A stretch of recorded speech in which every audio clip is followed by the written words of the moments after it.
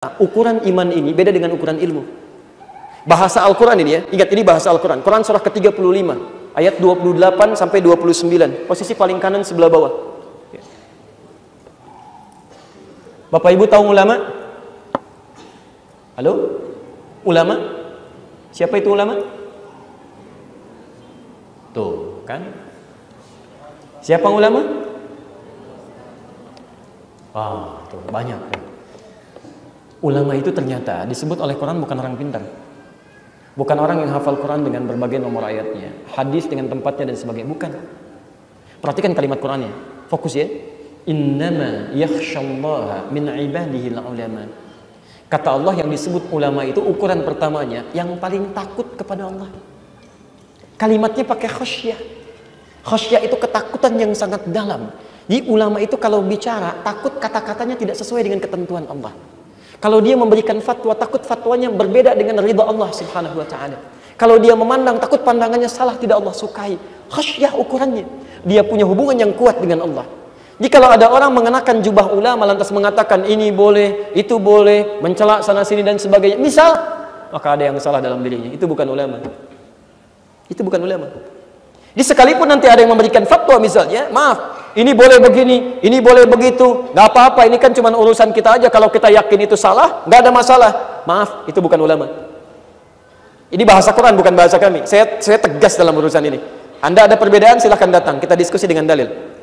Tidak ada yang disebut ulama dalam Islam yang kemudian tidak membangun hubungan rasa takut dengan Allah. Kalau ada orang sembarangan mengeluarkan fatwa termasuk di Indonesia, dia katakan misalnya berbeda dengan isi Al-Quran dan isi tuntunan Nabi SAW, tidak ada rasa takut dalam jiwanya, dia bukan ulama dan tidak layak jadi rujukan. Tidak layak jadi rujukan. Jelas sampai sini? Mari kita lestarikan. Itulah Islam Nusantara. Kita ini bukan Islam Arab. Bukan Islam Arab. Kita punya tipologi sendiri. Bukan Islam. Bukan Islamisasi, itu Arabisasi itu sebenarnya mereka ini. Tidak percaya diri. Kehilangan kepercayaan diri sehingga jadi orang Islam harus pakainya seperti Arab. Beberapa segala seperti Arab, jenggotnya apa? Kalau orang Arab jenggotnya lebat. Kalau kita ini kadang lihat anak berjenggot itu seperti kesebelasan sepak bola. Seperti sebelah helai ini. Jadi yang paling penting lagi, yang paling serius lagi, orang berjenggot itu mengurangi kecerdasan. Jadi syarat yang sebenarnya untuk mendukung kecerdasan otak ketarik untuk memanjangkan jenggot. Coba lihat ya. Gus Dur tidak berjenggot, Khalid Majid tidak berjenggot, Pak Quraisyihab tidak berjenggot. Yang sudah nggak ada berjenggot itu. Tapi kalau berjenggot emosinya saja meledak-ledak, jedel otaknya. Karena syarat yang untuk mensupport otak supaya cerdas ketarik oleh jenggot itu. Semakin panjang, semakin goblok. Semakin panjang, semakin goblok. Semakin panjang, semakin goblok. Quran berulang kali perintah sholat. Aqimus sholah, aqimus sholah. Tapi Quran tidak menjelaskan berapa kali sholat yang wajib sehari semalam. Nggak ada di Quran. Namanya sholat itu apa namanya? Nggak ada di Quran. Jadi kalau ada orang pidato, ceramah, khutbah, mari kita kembali ke Quran. Semua ada di Quran. Goblok. Semua di Quran gimana? Nah, di hadis ada. Hadis wonten. Furidat alaikum khamsu maktubat, kata Rasulullah.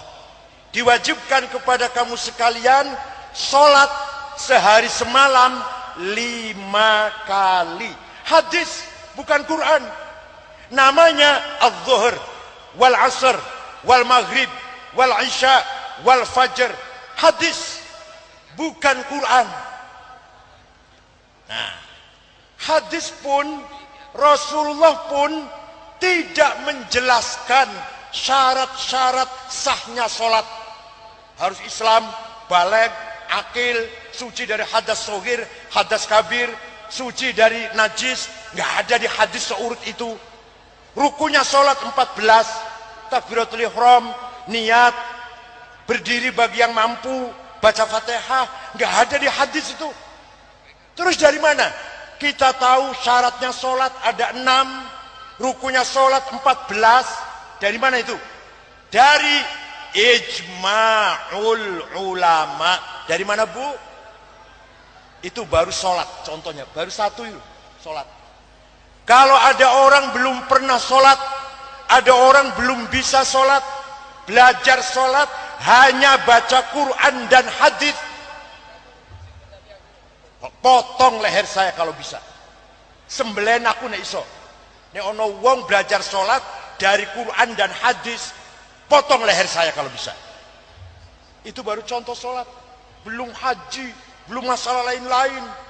Tidak bisa kalau tanpa mengikuti ijma'ul. Hanya beda-beda dikit. Kalau Imam Hanafi takbir santai, Allahu Akbar. Kalau Imam Malik malah nggak sedakep, Allahu Akbar, Imam Malik. Imam Syafi'i tengah-tengah. Imam Hambali rada nyekek, Allahu Akbar. Kayak Wahabi-Wahabi dulu. Yang kalau sholat takbir ngene, terus kakinya harus ketemu satu sama lain, nggak boleh ada ruang antara kaki. Kenapa? Nanti iblis di situ tempatnya katanya. Kalau saya alhamdulillah iblis masuk, bisa ikut sholat. Jadi kaki harus ketemu, mentang antara satu dengan lain, kakinya harus rapat. Jangan sampai ada ruangan sedikit. Kenapa? Iblis nanti di situ. Saya alhamdulillah kalau iblis mau jamaah. Mahfud Termas punya murid Hadratus Syekh Kiai Haji Hashim Asy'ari, pulang dari Mekah kemudian mendirikan Nahdlatul Ulama. Wafat diganti oleh putranya yang cerdas, namanya Kiai Wahid Hashim, pahlawan nasional, termasuk anggota 9 panitia persiapan kemerdekaan Indonesia bersama Soekarno, Hatta, Agus Salim, Kahar Muzakir, Muhammad Yamin, Wahid Hashim, Abi Kusno, Laimena Maramis. Muhammad Yamin sudah tadi sebut, Muhammad Yamin. Jadi Kiai Wahid Hashim itu ikut menjadi panitia proklamasi 17 Agustus 45. Artinya NU punya andil, NU jadi panitia, NU punya saham, NU adalah the owner, pemilik republik ini, bukan penonton, bukan di pinggir, di tengah berperan ikut memerdekakan Indonesia ini. Wahid Hashim wafat punya putra di atas cerdas. Kalau Wahid Hashim cerdas, putranya Sandure cerdas. Kiai Haji Abdurrahman Wahid, Gus Dur, yang sampai sekarang mungkar nakir belum bisa nanyai Gus Dur. Karena di dalam hadis sahih, orang mati dimasukkan ke liang kubur, pengiringnya pulang, sunyi, sepi, mungkar nakir datang, tanya marrabbuka waman nabiyuka dan seterusnya. Gus Dur nggak pernah sepi kuburannya. Sampai sekarang mungkar nakir masih ngantri, nunggu kapan sepi niki aku tak. Sampai sekarang belum bisa itu.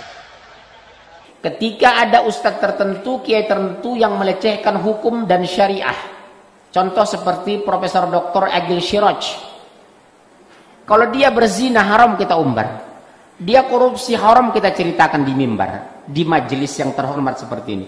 Tapi ketika dia mengatakan, saya malah senang kalau ada setan di sebelah saya, setannya ikut sholat berjamaah, itu kan sebuah kesesatan. Itu dikatakan Agil Siraj. Bahkan dia katakan kemarin, orang yang berjenggot itu orang bodoh. Berarti dia sudah menghina semua Nabi dan Rasul Allah, karena berdasarkan hadis sahih, semua Nabi dan Rasul berjenggot. Nauzubillah ini Pak. Rasul nyuruh lurus dan rapatkan shaf. Karena lurus dan rapat shaf bagian dari kesempurnaan sholat. Karena kalau kerenggang setan masuk. Dia bilang, syukur setan masuk ikut sholat jamaah katanya. Ini profesor Bapak, pakar Quran ini. Ini boleh kita umbar namanya agar orang menjauhinya. Mengabaikan fatwanya. Tidak membaca tulisannya. Menghinakan dia. Jadi kita boleh menghina orang kalau dia menghina agama. Melecehkan syariah. Rasulullah pernah Pak, lihat di hadis Sahih Muslim ini. Ketika ada seorang melecehkan Islam, di mimbar Pak, ketika beliau hadir, sengaja dipermalukan Rasulullah. Anu bin Fulan, antum berdiri. Sudah orang melihat ke dia, wallahi antum munafik. Dipermalukan sama Rasulullah. Jadi makanya orang-orang jeli itu namanya saya sebut. Orang mengatakan nggak boleh menyebut nama. Allah menyebut Firaun dalam Al-Quran, menyebut Qarun, menyebut Namrud. Betul kan Pak? Kalau dia merusak agama, buka Al-Quran, surat 415. Mana yang muda-muda ini? Subhanallah, lari semua ini. Bapak lihat Al-Quran 415. 415, An-Nisa 115, langsung terjemahan. Saya buktikan Pak ini. 415.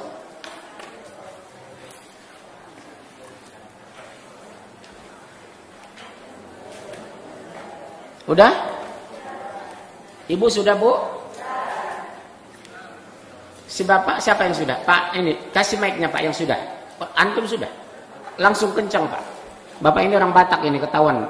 Kencang. Belum nyala Pak. Ya. Dan barang siapa menentang Rasul Muhammad setelah jelas kebenaran baginya. Barang siapa yang menyimpang dari agama Allah dan Rasul setelah jelas kebenaran baginya, kuliahnya digontor, pesantrennya ditebu ireng, akidahnya benar, tapi apa kata Allah Pak? Terus. Dan mengikuti jalan yang bukan jalan orang-orang mukmin. Termasuk Agil Siraj itu bukan jalan orang mukmin, bukan jalan Rasul, bukan ucapan orang-orang soleh. Terus kami biarkan dia dalam kesesatan yang telah dilakukannya itu, dan akan kami masukkan dia ke dalam neraka jahanam, dan itu seburuk-buruk tempat kembali. Lihat Bu, kami biarkan dia leluasa menyebarkan kesesatan itu. Metro TV mengangkat, Kompas memberitakan, media-media kafir sepakat dan senang. Tapi apa kata Allah? Tempatnya adalah neraka jahanam. Kami biarkan dia. Memang terjadi pembiaran Pak, sunnatullah. Setiap zaman ada yang menantang kebenaran. Jadi Bapak jangan kecil hati. Tugas kita melindungi, menjaga diri dan berdoa. Semoga kita terlindungi dari aliran sesat dan pemahaman sesat itu. Betul ya Pak? Dia nyeleneh dari dulu Agil Siraj. Makanya terpilih dengan dari ketua PBNU. Allah biarkan dia leluasa menyebarkan kesesatan itu.